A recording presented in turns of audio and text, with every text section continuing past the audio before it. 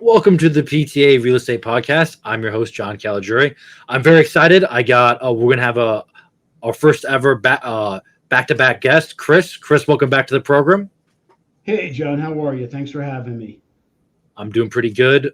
Chris, how was your Father's Day? It was terrific. Thank you so much. I'm glad you had a good one. For all the new listeners out there, Chris was on episode 20 of ours, so I'm gonna let Chris kind of give his background and kind of go from there. Yeah, sure. I'm currently sitting on 9 units. I have a duplex, a triplex, and a quad. Um, I've also been a landlord for over 20 years and just recently transitioned from the single family investing into multifamily investing. That is awesome, and it's also very impressive. Um, I know you recently this weekend went through something with called Cash for Keys. Kind of, can you give us a breakdown what that is? Like the whole soup to nuts about it. Yeah, sure. This is probably the less glamorous part about the business. So I had recently purchased a fourplex back in November. Um, I have a tenant in there that we had to cycle out, so to speak. He basically was in a three-bedroom. He has substance issues, things like that. All my other tenants have issues with him. He had a three-bedroom. He wasn't getting along with the roommates. The roommates had all moved out, and he can no longer afford the place. I spoke to my attorney about, possibly doing an eviction because he hasn't been able to pay his rent. And my attorney advised me to do a cash for keys, which was $3,000. He advised me because my attorney basically said it's going to cost me a little bit more than that, and it's going to take more time. I have no ill will towards my tenant. I'm trying to help him out in every way I can. My tenant had asked me to write him a letter of a no cause eviction because I guess he's eligible for money from the state in Vermont. So, I had no problem doing that for him. Um, and I also offered to help move his items because he doesn't have a means to get his stuff out of the apartment. So I'm giving him cash for keys, and I'm helping him move all his stuff out of his apartment. So this was supposed to happen this weekend in Vermont. My wife and I went up there. We booked a hotel at the last minute. The tenant not backed out of the deal, but he asked me very, very nicely if we could just extend it for a week. So that's what we're doing. We're extending his cash for keys till next weekend. And then at that point, I'm going to be giving him, helping him move, and I'll be handing him over about $3,000 to exit. Yes, the a bad tenant is the worst. I have personal experience with that. In my home in Chicago, I rented out one of the rooms to one of my best friends from church growing up, and he turned out to be an alcoholic, and he completely trashed the house. I Yeah. would cannot tell you how taken aback I was when I walked in the house to inspect it, and I'm not exaggerating. There was hundreds of beer cans and Zin. Do you know what a Zin is? Like the fake dip Zin pouches just on the Yeah. ground. I was like, this is not a Gotcha. house. This is a home. And then we ended up just jacking up the rent on him, and he moved to Iowa. Yeah. That is the unfortunate part of the business. I kind of knew it when I purchased this property. I would call it a D class property with, D class type tenants that don't take care of the place. They've trashed it. The place is a complete gut. But like I said, I knew this going in, and this is where the value add comes. Um, so once he's out of there, we're going to do a complete rehab of the apartment. Um, I am in touch with Section 8, and I might put Section 8 tenants in there. It's very competitive up in Vermont. Section 8 is offering close to 1,800 a month for the three-bedroom. Wow. And in the fair market, I could probably get 2,000 to 2,200. So it's not that big of a difference. And with the Section 8, you get the guaranteed rental income. Um, that's what we're looking at doing with the place. How hard is it to get a convert your home into a Section 8 apartment? So not at all. It's not hard at all. That's really the tenant has to qualify for it. It's not really based on your unit. Your unit just has to have, carbon monoxide detectors. Your furnace has to be inspected and cleaned every year. And typically, the housing agency will come and do an inspection once a year just to make sure everything's up to snuff. But it's not difficult. It's really more in the tenant. If the tenant qualifies, your unit should qualify. And if not, they'll tell you what you have to do. And you said with the Section 8, so the tenant doesn't pay you, the state, I presume, pays you. It's just direct deposit into your account. Yeah, so it's actually a two-part. The state pays about 85, 90%. It's really, based tenant to tenant. And then that other 10, 15% comes from the tenant. But typically the tenants really, they value it's called a voucher that they get from the state, and they really value those vouchers. So typically coming up with that 10, 15% is not a big deal for them. Okay. And like you said this is like a D-class property. Was that when you were looking at this property, was that in your factoring in your decision when you were purchasing it? Were you planning on converting it to Section 8, or what was kind of your philosophy for this property, if you don't mind me asking? So I knew it could be a cash cow. It's a 4-unit. All the rents are well under market. It does have, somewhat of an extensive rehab. Carpets, floors, that type of thing. But with the 4 units and the 3 storage units in the back, once everything's rehabbed, it'll be cash flowing really, really well.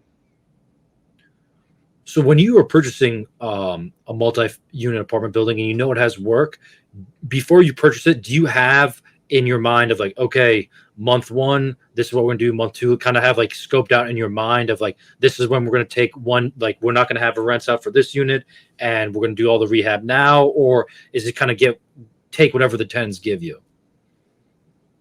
I do. No. So with this one, the way we kind of did it was, this tenant really kept his unit in the worst shape. So that's something I take into consideration. If you're a tenant and you've just completely trashed your unit, you could be on the chopping block. Yeah.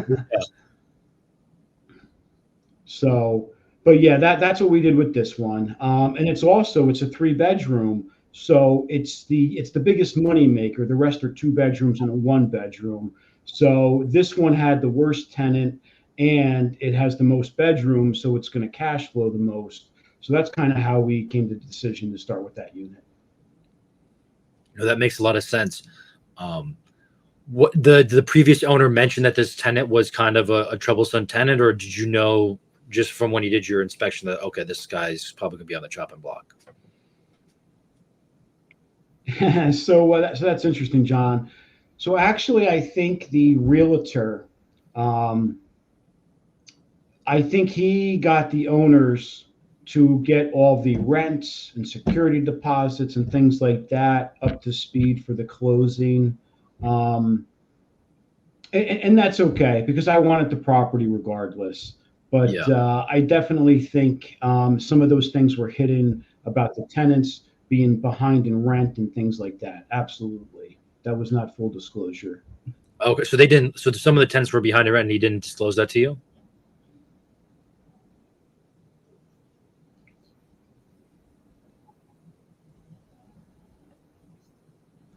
Yeah. So that typically, that'll all come out, at closing where they want to make sure all the rents are up and that kind of thing.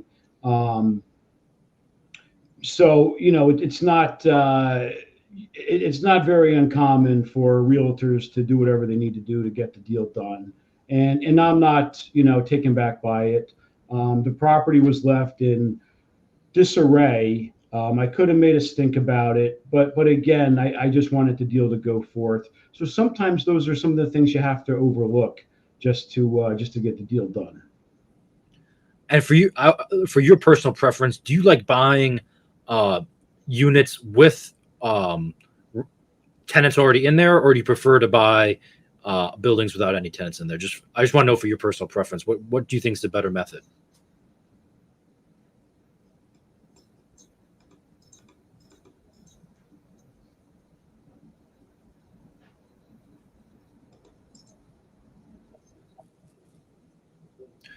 Chris, can you hear me?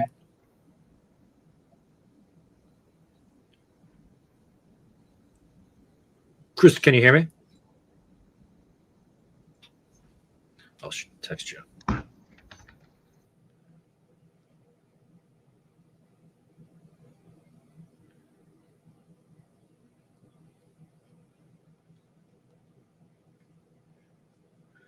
Little technical difficulties.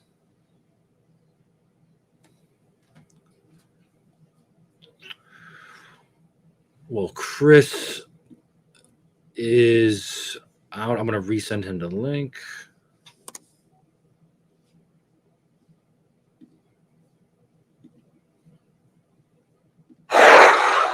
Chris, welcome back. Can you hear me?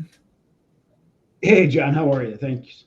I'm doing good. I just resent you the link, but I'm glad you're back. You know, with the PTA Real Estate Podcast, there's always a little bit of technical difficulty, so we'll just keep the interview going. We were talking about your fourplex that you bought back in November, and then you bought it with tenants in it. And my last question was, do you like personally buying multi-unit buildings with tenants already in there, or do you like it completely abandoned, or a mix of both? Yeah, no, absolutely. I love to have tenants already in there. Because you're coming out with a lot of money out of pocket for the closing, that type of thing. So day one, I don't want to pay that first mortgage that's coming in. So I'm hoping that at least covers the mortgage. So I like to have tenants in there. Otherwise, it's a little bit more of a liability. Now you've just come out of pocket, the down payment. Now you're paying the mortgage on it. So I definitely like to have tenants in there. So I'm at least breaking even, and I'm not coming out of pocket for the mortgage. No, that makes a lot of sense. What is that conversation like when you're transitioning from the old landlord to you? Like, what is kind of, do you set expectations, or is a meet and greet? What is kind of meeting with the new tenants like for you? Did you tell them immediately you're going to raise the rents, or was kind of that whole experience? So, John, typically I don't. In previous units, my triplex and my duplex, we typically wait for like a tenant to move out, and we haven't been as aggressive. And then we rehab the unit, and the rent is just increased for the new tenant that comes in. With this 4 unit, I did raise the rents right away because they were half of what market value is. So I did raise the rents a little bit, nothing crazy, maybe $150 a unit each.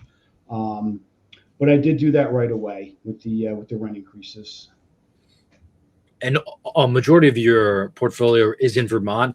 Is Vermont a landlord-friendly state? Because I know I'm in New Jersey, live in New Jersey. We are not very friendly to landlords, or really, New Jersey is not really friendly to anyone. So is Vermont a pretty good place to purchase property, or? So I think it's a great place to purchase properties, for cash flow and things like that. That's why I buy in Vermont, is for the cash flow. But as far as a landlord-friendly state, no, it's not a landlord-friendly state. And that's what took me to the cash for keys. And in my 20 years of owning rental properties, I've never done cash for keys. And this is the first time I'm actually paying a tenant $3,000 to move out of a unit he's completely destroyed. Yes, it almost sounds backwards. It is. But I don't want that to deter me in the long run. You can get tenants out if you have to, but the key is wherever you are, blue state, red state, get good tenants in there, and you're not going to run into this. That's kind of leading to my next question. So do you have like a checklist for your future tenants of what you want from them, or is there do you have a personal screening, or what's kind of your process for finding tenants? So when I do start rehabbing this, I'll either go Section 8 or I will do the screening process myself. You're going to have, typically a good reference for the area I'm in. It's got to be at least a 600 credit score, and at least 2.5 times. You have to make at least 2.5 times the income that the rent is. Otherwise, it's a hard no, and you have to just stick to your criteria. A lot of times you get tenants that anyone that's desperate, and I hate to say it, but when they're desperate, those are the tenants you don't want to rent to. There's a reason they're usually desperate. No, I completely agree with that. In your experience, is this your first problem tenant that you've had, or have you done evictions before? Nope, I've done. I've had to do some evictions in South Carolina in Myrtle Beach, um, and we had our property manager actually handled those evictions, where we just, had tenants that just refused to pay rent. But that was kind of on us, where we were very new at the process, and we didn't screen. We would just, anybody that wanted the place, okay, you have a security deposit, and kind of just plug them in there because we were desperate ourselves. But we learned from that. Lessons learned with blood is always make sure you have a checklist and Yeah. follow the checklist. Do you currently use property managers up in your properties in Vermont, or are you self-managing those properties? So self-managing, but I do have I guess a handyman you would call him, that does all my repairs and that kind of thing. And then I have a separate plumber that takes care of the furnace and that stuff. But I've got boots on the ground. Um, and the only thing I can say is this about your contractors, especially out of state. Anytime my contractors do a good job for me, I pay them. I pay them right away. Your contractors should not have to ask for their money once the job's complete. And what's great about that, John, is I can call any of my contractors anytime and they answer the phone for me because of that. So you want to maintain those relationships. That's actually a great point. What would you say if you're doing out of state real estate investing? What are the best relationships to have? Like for example, is the contractor or plumber like what are like would you say is your top five or top three, whatever you want to decide, best relationships? One to cultivate, and then two, how did you cultivate them and maintain them? One for Vermont being the cold seasons that it has up there. You got to have a good plumber slash furnace guy. So I've got a guy up there who's been great. He's installed new furnaces for me. He does the cleanings every year. I can call him anytime. He can be on vacation. He'll pick up his phone and he'll send his guys out, and I'll just give them the code to the basement door. I trust all those guys. I put electronic locks with codes on them, and anytime they need access to the basement, they just go and take care of their business. But definitely, you got to have that furnace maintained. That's the big one. Two is an electrician. You got to have somebody that can take care of that stuff and that is licensed, because these are rental properties. And then three, you got to have a handyman. You got to have somebody you can call for the little things, replace fixtures, leak in the roof, whatever, what have you. But definitely those three.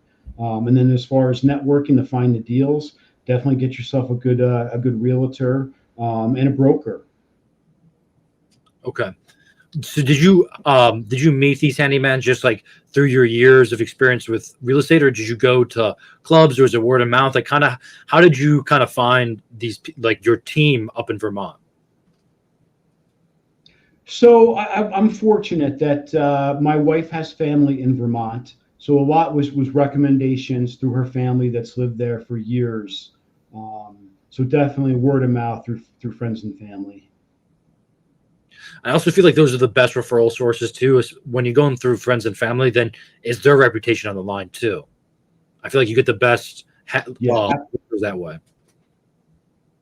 yeah, absolutely. I will say this: I have run into issues with contractors up there. It's usually not a good sign if they need the deposit up front. I have had contractors take the deposits up front and then just, kind of walk away. And there's very little recourse you can do. You can report them to like the, attorney general's office and things like that. But as far as getting your money back, there's very little recourse when the contractor walks away with it. Would the only recourse be small claims court? But I feel like if you have to go to small claims court, it's bigger hassle than what it's worth. Yeah, exactly. So you just got to be careful.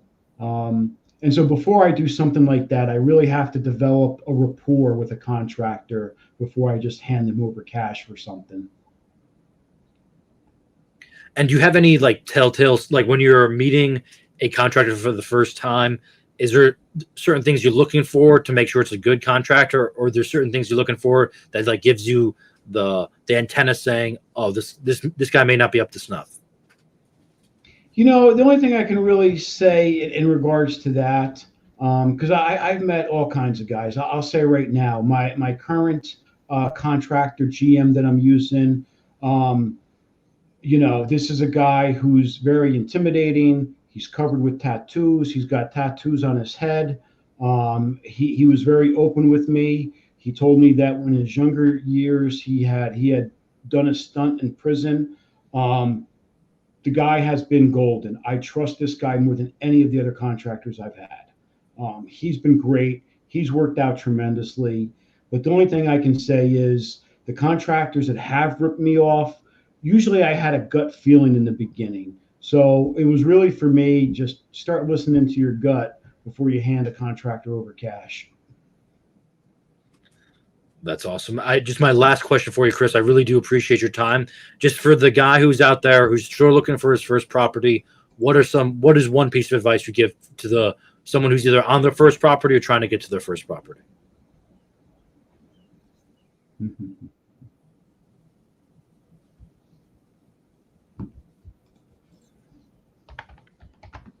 Chris, can you hear me? Can you hear me now, Chris?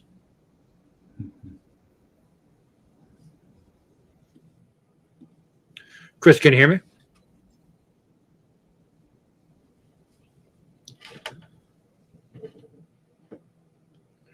We'll experience. Thank you to all the wonderful listeners out there. We're just having a little bit of technical difficulties. We just get this one last question.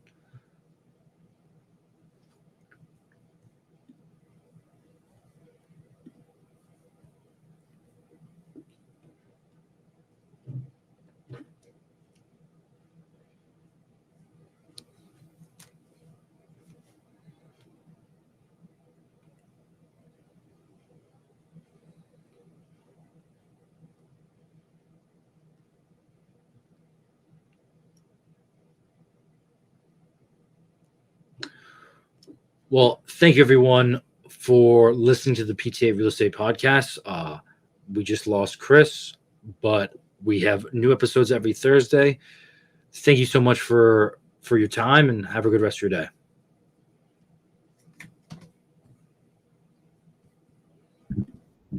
Yes. Done. Back. Well, I just want to say this is not a PTA Real Estate Podcast production without a little bit of technical difficulties. I just want to ask you one more question, Chris. For all the new people to real estate who are just starting out, what is your one piece of advice? And then we'll wrap it up. One piece of advice: don't wait to buy real estate. Buy real estate and wait. Those are words to live by. Chris, is there anything else you want to add? Multifamily over single family, all day, every day. Thank you so much for that. And Chris, I want to say thank you so much for your time. Thank you for being our first repeat customer. I really do appreciate that for you. And thank you so much for all the knowledge you've passed. Thank you, John. Thank you to all the loyal listeners. God bless and have a good rest of your day.